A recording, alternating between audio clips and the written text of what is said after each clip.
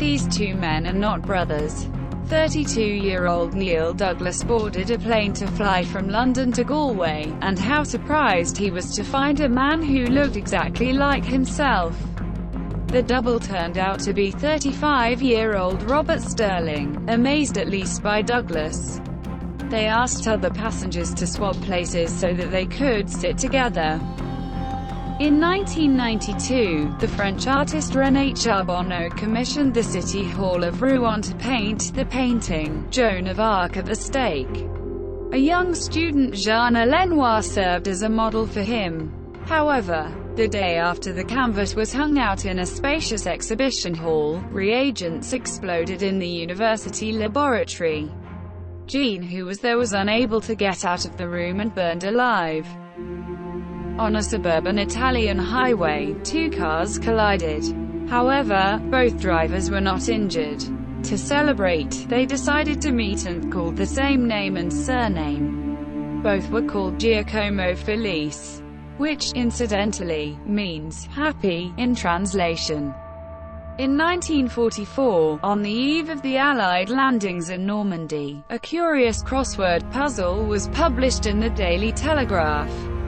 It included the code names for the secret operation, such as, for example, Neptune, Utah, Omaha, and even the main designation is Jupiter. An old school teacher named Leonard Dave, the author of this crossword puzzle, was surprised by such a coincidence no less than Army intelligence.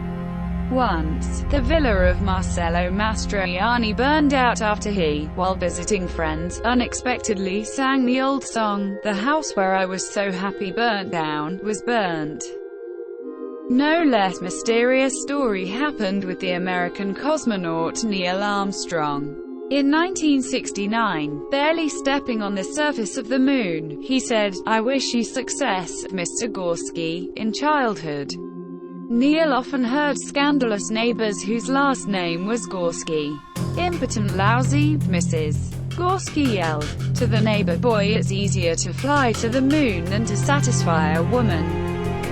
At the age of 49, the South African astronomer Danny Dotoo gave a lecture that death can occur at any time.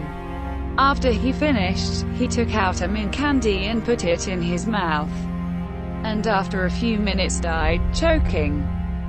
In Italy, policeman Dino Quitter II had an accident. He damaged an artery on his leg, lost consciousness, and was bleeding. A man named Leonard Dave passed by accident and helped him. 3 years later, Leonard Dave had an accident, and he was saved by none other than Dino Quitter II. In 1898, the writer Morgan Robertson in the novel Vanity described the death of the giant Titan ship after a collision with an iceberg on its first voyage. In 1912, 14 years later, Britain launched the Titanic ship.